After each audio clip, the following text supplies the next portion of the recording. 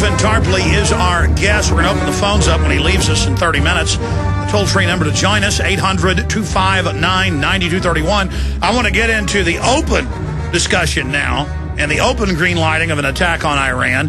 Does Webster Tarpley agree with Ahmadinejad that the attacks in the next 3 months? That's coming up.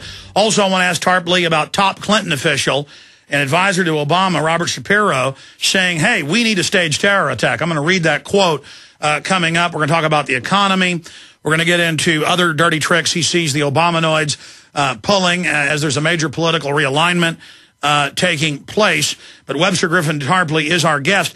I was actually going to ask Tarpley about this, and I was talking to him during the break. He brought it up himself.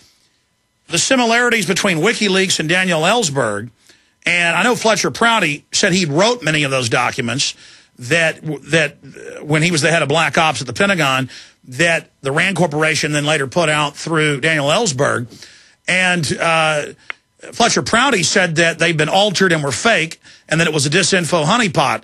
And then Tarpley was just now agreeing with that during the break and saying there's similarities with this and WikiLeaks. Webster, let's finish up with WikiLeaks and get into Iran. Go ahead. The big thing we hear from Assange is he says that he is the modern equivalent of Daniel Ellsberg and the Pentagon Papers of June 1971. This was an internal history of the Vietnam War, prepared really during the Johnson years, but then leaked in a spectacular way with the help of the same New York Times and the Washington Post and the Boston Globe in June and July of 1971, which drove Nixon crazy.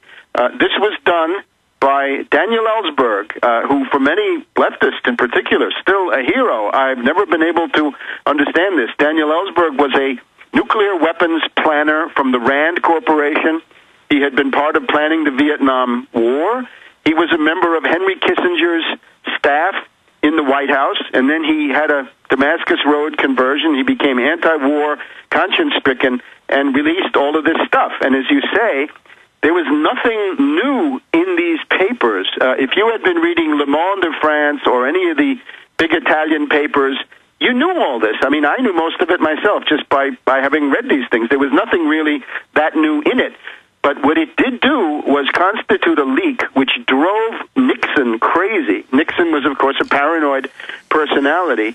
And Nixon had been extremely freaked out that same year, 1971. There had been a huge crisis between India and Pakistan. This is what led to the creation of Bangladesh that year with wars, genocide. The Russians, it's now been declassified, came to the U.S. with a joint strike on China, and Nixon had said no as well.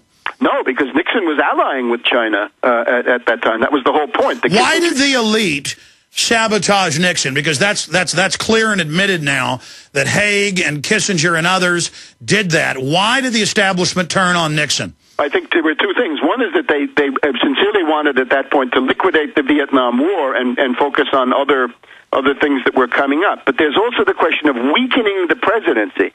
With Nixon, it sounds bombastic and theatrical in retrospect, but there were these aspects of an imperial presidency, right? Nixon wanted to be an authoritarian. He wanted to have a strong presidency, and this was exactly what the oligarchy didn't want. Think of it.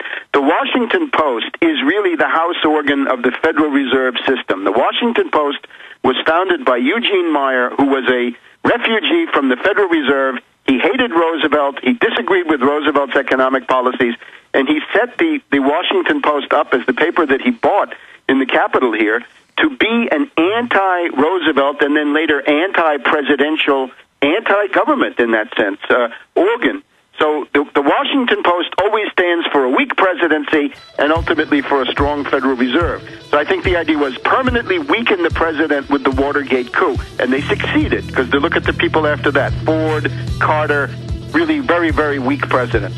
All right, stay there. Let's get into Iran and the war clouds, storm clouds forming on that front, the economy, and false flag terror. Straight ahead with Webster Griffin Tarpley. I'm Alex Jones.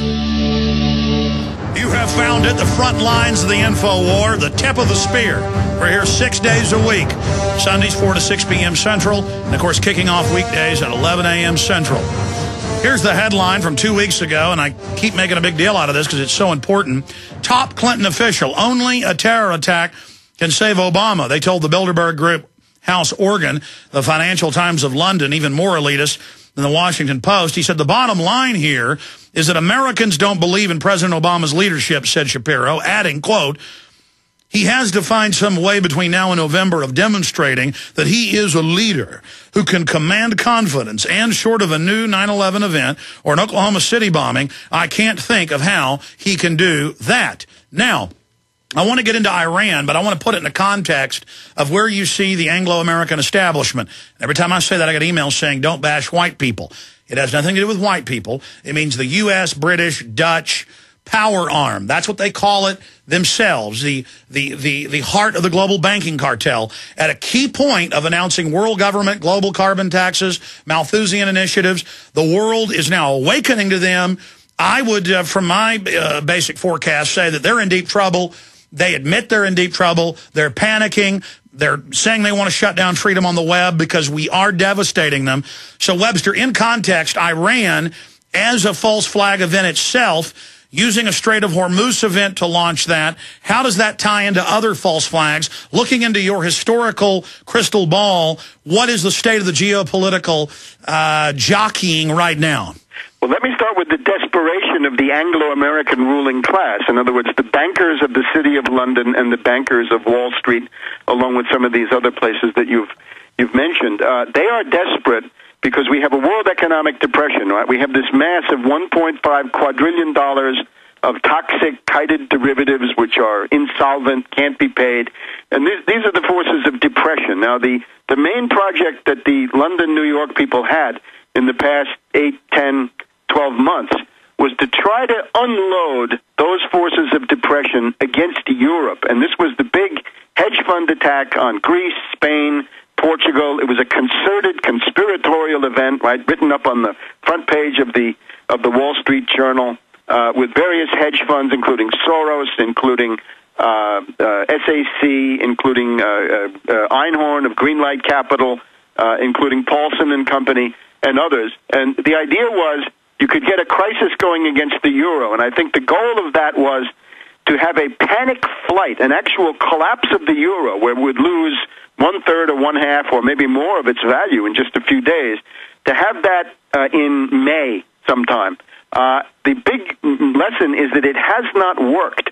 So far, the euro is holding relatively steady. The Europeans have done this phony bank stress test. The Europeans now think that they can survive, and that leaves these forces of depression are going to go somewhere. And they can go towards London, they could go towards Tokyo, I suppose, or they could go towards China. I don't think that's very likely. The likely targets are, once again, London and New York. And if it goes towards London, remember there's that euro-dollar market sitting in London. So if London goes down, the dollar begins to go down very rapidly. And we've already seen that starting, but let me stop you for a moment. From your research, what are the power fissures? Because to have Merkel come out 3 months ago, during the start of this, and say criminal banks are doing this by design, and to have these big brokerage firms admit they were doing it, Europe supposedly allied with this whole New World Order. So this does look like desperation, that the vampires are now trying to feed on their own brethren, vampires.